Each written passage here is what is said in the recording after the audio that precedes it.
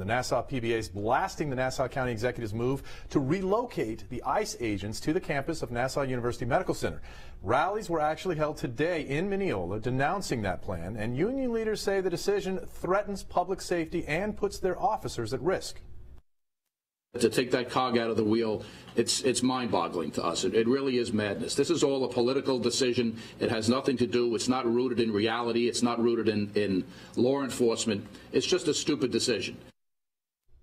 Okay, not mincing any words. So let me just first have you respond to the soundbite and the fact that it's pretty much attacking your decision. Right. Well, so let me get into this. I'm glad that we're starting with this. The decision to move the ICE trailer, to move the agents out of that trailer, was because of a court decision that made emphasized illegal detainers, unlawful detainers. We cannot detain people unlawfully. And having the trailer there, that's detaining somebody beyond what the criminal case is. And it constitutes a second arrest, right? So we cannot, the local law enforcement jurisdiction, cannot do that. Having the trailer there left room for mistakes and left us to be liable. So I felt it was important to get those agents off of the jail campus. We sent a letter to ICE and asked them to vacate. They asked for an extension, and I think because of the government shutdown, you know, they were having relocation issues. We gave the extension through the end of this month. And then I had a scheduled phone call with the field director last Thursday, and he asked for assistance in finding a new location. And I think, I'm just speculating, but I think because of the government shutdown, they were having a problem finding a place. So we were able to assist him in finding a location on the Nassau University Medical Center campus, which is, you know, I want to be very clear. This is about maybe a quarter mile from where it was before. It's at the very back of the campus. It's in a place where patients don't go, visitors don't go. It's got its own entrance. There's no commingling whatsoever between people who go to the hospital or visit the hospital. They don't. There's no. And this is the there. building that they're going to be moving into, Building Z. I believe that is incorrect. Okay, this is not the building. It is Building A. This afternoon. Building A on the northwest corner of the Okay, that's campus. a different building than Building A. Okay. On the northwest. Because that was information that we were given today at a press conference. It was Building Z, so this is now moved to Building A. I don't know where that information came from. It certainly wasn't from my office. Okay. Okay. All right. So, surprisingly or not surprisingly, this issue has garnered some national attention. Right. Yes, absolutely. We'll get into this, but I want to let you hear what the president yesterday said about this issue, and then we'll get your response on the other side. I see in Long Island, they don't want ICE. The radical Democrats don't want ICE there because they're too good. They're doing too good a job. Really, radical Democrats don't want them there because they don't want to do anything to disturb MS-13. Okay, two things here. I'll let you respond to it.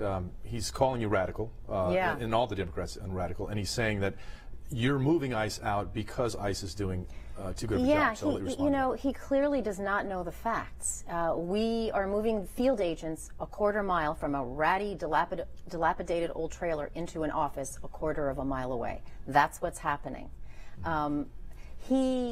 You know, I have to say, I was really stunned that he was talking about Nassau County. Yesterday was day 33 of the federal government shutdown. We've got over 15,000 Long Islanders going without a paycheck, federal workers, and he's focusing on this. He's got to focus on his own job. We're doing our job. I'm doing my job here in Nassau County. He needs to do his job down in D.C. and reopen the government. Okay, so now let's back up. We've talked kind of an overview of what's going on, so let's back up and take this decision piece by piece. You said it was originally a decision because of this appellate case that said that you cannot unlawfully detain people beyond. Exactly, and I was not looking for mistakes to happen. But you've also said, and correct me if I'm wrong, or I don't want to put words in your mouth, but that there's a perception problem. If people see ICE at those jails, immigrants especially in those communities, that there's a perception that they perhaps might fear deportation if their relatives or friends or they're involved in law enforcement. Is that true? Is that a fair assessment of part of the decision making? I think it is, and you know, the reason why the proximity for the new location I think is so important is that if a bad criminal, the bad guy, gets out of jail and goes off into a community, right, then the ICE agents have to go roaming in the streets looking for this guy. Whereas if there is proximity, they can scoop him up. when he leaves the jail. Now, today, part of the pushback on this proposal to move him is coming from immigrant advocates who say that perception problem doesn't go away by moving him to the only county hospital. People, they may be out of sight, but they're not going to be necessarily out of mind from that community. They'll know that ICE is there. And how is that not the same problem, just at a different location? I think it's really important to reassure people that it continues to be safe to go to the hospital. As I said before, where the building is nowhere near where patients are coming to park or visitors are coming to park. There is no intermingling whatsoever. It has its own entrance. It's at the back of the campus. And let's remember, this ICE trailer at the jail was there for over 10 years, for over a decade, right, a quarter mile from the hospital, and there has never been one incident. No one's been scooped out of the emergency room. No one's been taken. There's not been one ICE incident in that hospital this entire time. That will continue. And has that happened in the jail? Because of ICE being there on the property? I mean, have people been scooped up because of ICE, because of their proximity to the jail on the property? I mean, that's an excellent question.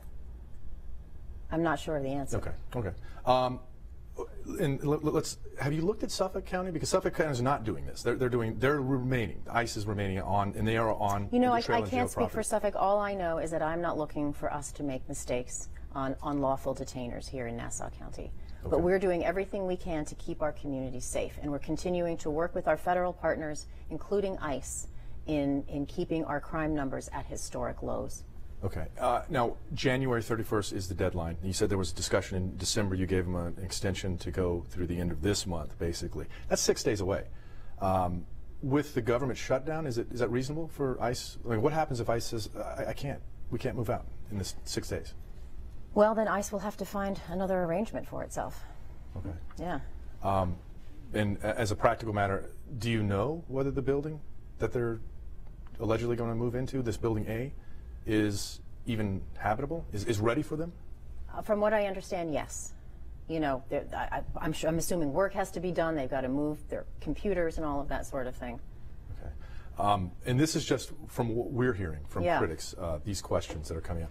Who makes the decision that where ICE goes to? I know that you said that ICE came to you and asked for help, but is it the county's responsibility to find housing for ICE? I mean, they're a federal agency, so. Right. So we gave them the extension, and then they asked for our assistance. Last week, we said that we would help, and we did assist them with finding a new location. Okay. Any possibility that they'll get another extension? I mean, we are in a government shutdown, no fault of Nassau County, really no fault of ICE.